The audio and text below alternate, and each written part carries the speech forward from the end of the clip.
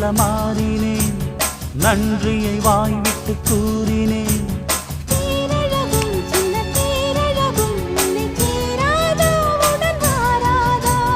மானழகும் கெண்டை மீனழகும் கண்கள் காட்டாதா, இசை கூட்டாதா?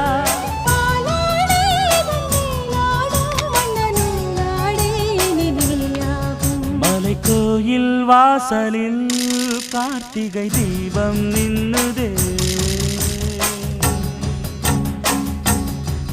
விளக்கேற்றும் வேளையில் ஆனந்த கானம் சொல்லுதே.